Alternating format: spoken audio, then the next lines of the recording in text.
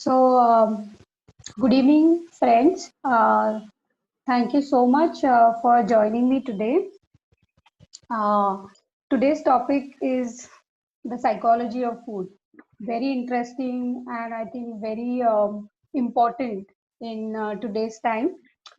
So, let me start with my own personal experience and with my own journey in terms of the food and the weight and the the diet. Okay, when I think about my childhood, I was always an obese and an overweight plum children. If in homeopathy we can say like a calcarea cup. Okay, I used to watch movies and used to always dream about how I can fit into those slim trim jeans, or should I wear my how can I wear the short tops and look good. But in the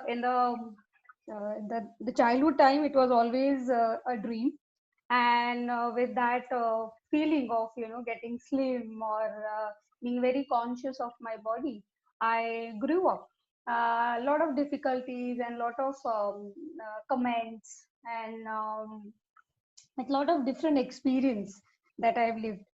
Then over a period of time, when I entered into the medical field, and we were studying with our diet and the nutrition part, I came to this idea of that how your food or how your diet makes yourself, how you are as a personality is your diet, how your mental factors, your the awareness of your what kind of food that you take affects with your own personality, affect you with your own weight. So that is, and I was really very amazed and surprised to understand that. And then I thought there must be some pattern in me too, and because of which I'm not able to lose weight, or what is going on. So that is how I started thinking and working on myself, started observing the patterns of my own mind. And then I came to know, or with my awareness, that when I'm too sad, I'm eating a lot, or there are binge eating episodes that are happening. When I'm too happy or too joyous, that time also I am eating too much. And I don't know what's happening, and I'm just filling my pleasures with the food. So that is how I came to know. I understand my pattern, that even if I am in the when I'm in the extremes of mood, there are a lot of changes in the diet. There's a lot of changes in the quantity of the food that I have. That is how I started working on myself and seeing how I can balance these extremes of mood, and start working with your own body and with your own mind. And slowly, gradually, I started following some physical activity, one form of meditation, which has a physical aspect of it, also some mental cathartic activity, like removing your emotions, and then balancing your own diet. So that is how, with following this for consistently, say 3 months, 6 months, I could lose almost more than 15 to 18 kgs of my own. And to my surprise, it was like, oh, this is so simple, or this is, it was something that is with me. And we just have to be aware of what we are eating, and what are our thoughts and patterns. And that time I felt it is so easy and not very difficult to have a weight loss. And that is how I wanted to share my own experience, my insight of the food, and what is the psychology behind it. So now we understand the psychology. Um, when we see a food, or when any food substance, the sight or the smell of the food, or just the imagination of that food, it starts creating the stimuluses in your brain. So when we see, when we have some physical appearance or physical taste, there are the stimulus that get generated in the brain. Specifically, if I have to mention, then hypothalamus of your brain, and they start, giving signals to your organs like the pancreas or the liver and your stomach to secrete those juices, and then the digestion, the absorption, and the assimilation happens. And now, with the research, it has been seen or it is proved that uh, the food that we eat with a very good emotions, with a happy environment, with our own pleasures, with all our awareness, and giving only attention to our food, and that time the digestion or the feeling that we get is completely different, and completely opposite, we can say, when we have food in a rush, or maybe when we are very stressed, or when we are not very happy, and when we are very too depressed about something. So there is a tremendous change in the research that had happened, and that is how they prove that how your mind pattern affects your food, definitely, and the digestion and all the processes, and in turn the metabolism of your body. So so consider, say, ice cream.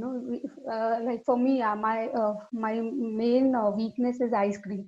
So if I see ice cream, so there are a lot of if I eat that with a lot of pleasures, and I really actually it's mouth watering, and I eat that with a lot of awareness, or with a happy mood, or considering or understanding that okay, this is the quantity that I need to eat, or I'm very mindful about eating the ice cream. The digestion, all the processes that happen in the body will give me the exact calories, will give me the exact pleasures, and which will help my digestion, and in fact it will cause more of a weight loss to me, rather than having guilty about it, or having negative thoughts about having it. Okay, कि मैं क्या करूँ, why am I eating this, and why there are cravings. And if I see that pattern of my mind, I see a lot of changes in my own self. So this is how practically understanding of how your mind and your body with the food substances, how they are connected to each other. So now let's understand what do you exactly mean, and how you can follow this mind pattern or the mindful eating in your day-to-day life. So whenever we understand if there is a weight loss, or we want to really cut down on our food habits, what we generally try to do is we do lot of calorie cutting, like we just try to do crash diet, but that is something giving a signal to your body that you're actually starving. So when you don't eat for a long time, or when you want to do a crash diet, the body understands that okay, I'm starving, and then whatever you eat, like even if it is a salad or a less calorie content, it gets converted or stored in the body as a fat. So be very, very conscious when you cut down on your calories. There is particular metabolism that your body follows. So according to the metabolism and the calorie requirements of the body, you can help yourself with cutting down the calories, and taking such kind of food or food substances which will help to improve your metabolism. Second important thing to be completing our diet plan is the meals that we have. It's very important to have all meals, like it has to be divided at least 6 to 7 meals a day. Like when you are eating constantly with the understanding the portion, your body understands that okay, there is a source of the energy that is coming. So it helps, and our metabolism to increase to different like almost double fold, so that it maintains your weight gain, as well as your calorie requirement. So the number of meals are something which are very important. When we understand meal, um, the breakfast, that meal is something which is very very important, because your sleeping for around 8 hours, and now when your body is in the 8 hours doing nothing, when you get up, that's something which is very important, and the body requires energy at that particular time. So breakfast is something which is very important, so never ever skip your breakfast. Don't be in rush or in hurry to skip your breakfast. Have proper time for yourself when you get up, and have your breakfast at a particular time with the understanding the quantity. Now, when you're taking a breakfast or any meals, it's very important that you understand what kind of food that you're taking, what are the food items that you are including. So it has to be a balanced meal or a combination of meal. It cannot be only carbohydrate, it cannot be only protein, or it cannot be just fat or the sugar. It has to be a balanced meal. It is very important that you consider all the parts and including all the carbohydrate, protein, and the fiber and the fat together in the body. Then it's very important when I say mindful eating. When I say mindful, is getting more aware of what you eat. What are the kinds of the mood or the emotion that you have. Being very aware of your own self when you are eating. So how you can understand, how you can understand or how you can practice that into your own life. So first thing, I'll give you some tips which will help you to get into more practice of mindful eating. First important thing is, reflect. So what do you mean by what do I mean by that is, before you begin eating, just take a moment and come to your own self and see, are you rushed, or are you stressed? Take a moment for yourself. Are you bored? Because of that you starting, you want to eat, or are you really hungry? Then with that moment you understand what are your wants currently, what do you need at this moment of time, and differentiate with all these things. And when you come back to your own self, your body, your mind will give you signals, will give you cravings, will tell you the exact pattern what you need, to eat. So reflect, like give very very importance to it, that when you're sitting for your lunch or any meal, just take a moment and see what's happening within you, and how you're starting to when you're starting the food, how is your mental pattern. Second important thing is, don't be in rush, don't just eat on the go. Sit properly, um, when you're multitasking, or you're just on the computer, or when you're talking to somebody, don't don't do that. That will that is diverting all the energies and distracting yourself.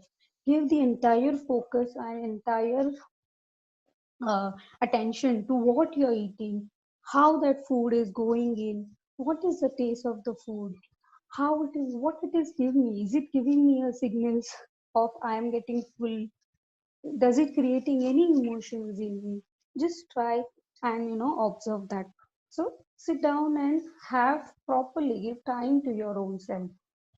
Third important thing, currently we see, we use either mobile, और we thought कि लोग videos देख लेते हैं, TV देख लेते हैं, time नहीं होता है, तो we just want to get attached to our gadgets. But I think that will also, hamper your daily eating habits. Also, that also creates, so those kind of emotion. The TV or the videos create a lot of emotions, and then there is a chance of changing the pattern of your mind while eating. So most of the time, just try to switch off the TV, and no to mobile when you are eating. Even if you go out, try to on the dinner table, no mobile phone. Then fourth thing which is very important, serve your own portions. Like when you're starting, start serving yourself. Don't wait for others, or don't wait for dependent on your family members for them to serve you. Just take your own plate and start serving. Take very less food initially. There's always a chance to have a food next time, or next serving. So always serve out your portions on your own self. Then when you're choosing a plate, choose a very small plate.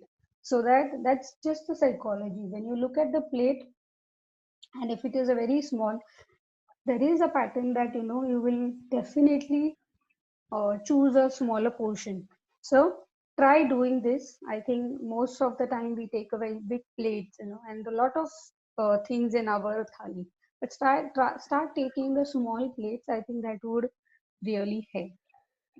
Then sixth, I feel it's very important to feel, gratitude, to give thanks, take a moment to acknowledge that, you're here, you're eating, and you're, helping yourself with this food for energy and for the working energy for your own self. So try doing that. Then chewing, we don't give time to chewing. So at least 30 times is the ideal one, but at least, if you start being more aware of your chewing of the food 10 times, that would really help you. Hmm. um, then this is something which helped me a lot, this tip, that is when you're eating, so with if you're using a fork and a spoon, try keeping your fork and a spoon in the plate after your one or two bites. Just don't keep it in your hand, and otherwise it just a signal to, it gives a signal that you start just eating. Try using that. I think that has really helped me, to put your fork or your spoon down in between the your meal. Then it's not important that you finish the entire meal. At times there is a possibility that you've taken the some portion and you're not able to complete it. No worries. We are not here to make somebody impressed, or make them feel good about that, okay, you have eaten completely. Don't do that. Your body will give you signals. So don't try to finish completely. It's okay, to, even if the food goes waste, it will go in either in dustbin. So better not to make your stomach as a dustbin. So be very mindful or aware about that. The important tip which helped me also, eat in silence. When you're, even if you're with people, if you maintain silence, if you're only with your food and you're giving completely awareness to the food, the surrounding area is silent. It helps your quantity of the food as well as the digestion and the metabolism. So I think these habits or these tips you should follow, and it is very difficult to follow it for all the meals. So when you're starting or you're a beginner, just start with one meal and see that breakfast you've tried to follow all these tips as much as possible, which will help you to be a mindful eater, right? Then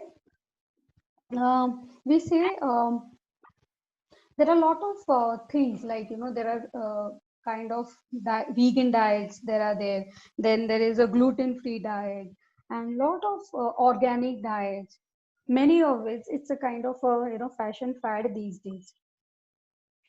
First of all, I what I have understood is, um, your body will give you all the signals. It will tell you what you have to do, what you should eat, what you should not eat, when you should stop eating, when you should eat, when you are hungry. So it's very important to understand on your own body, on your mind completely. Okay, so first do that. right? Now, when we want to understand what is the vegan diet, so recently, I think 5 6 months back, I have started my own vegan journey, and that was just in the moment that happened.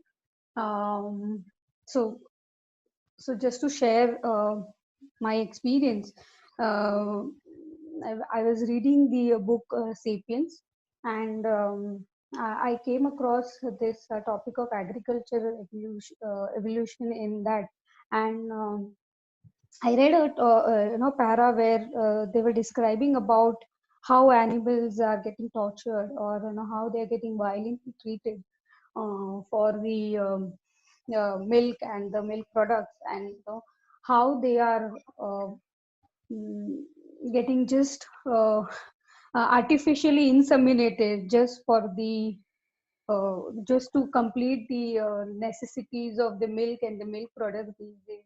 That really touched me, and I thought I should, give some of my contribution. And since I think 5 6 months back, I started my journey as a vegan. Um, I there were a lot of tremendous changes that I saw in me. First of all, there was a lot of acidity which I used to get. Once I stopped the milk, my acidity was completely gone. I started feeling more light, and my body started giving me good feeling of my own, and it really helped me. It was not easy in the initial time. I couldn't do that everything at a go. Still, there are cravings of ice creams or paneer, maybe. But I think this journey was really helpful for me to get off my physical complaints, as well as my uh, feeling of being light, and feeling very good about our own my own self. So when you say vegan diet, it's like you're not using animal products. So be it milk products, meats, eggs, anything. When you say vegan, uh, it it doesn't mean that everybody should become vegan, or it's not that it's compulsory. But I think it will help our own self, uh, and some contribution to have some contribution for the animals to get not tortured, and help them. And I think I have heard Dr. Shankaran in a seminar saying, we are the one only human beings who drink milk of any other animals. Animals, they don't generally drink uh, any other animal's milk, and for us also it is not required. The 6 months after our birth, the mother's milk is well sufficient and enough for all the nutritions that we get and that we require for our entire life. So I think that's a myth that milk and the milk products are required to complete our nutritional needs. When we consider, when we are not taking milk or the milk products, so the calcium supply, we can get through our normal vegetarian diet too. We can include like ragi or nuts in that matter to fulfill our calcium requirements. um, so that is how, being a vegan, you can eat nutritious, very healthy, and very yummy food. That is my own experience. You can eat more of fruits and fibers and grains and vegetables, and replace your all the calcium contents with the nuts and the ragi. They are the special source of calcium.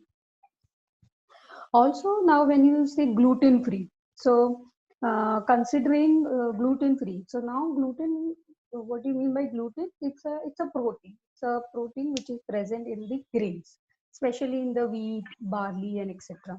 So gluten free. So now people consider we should also go for gluten free diet.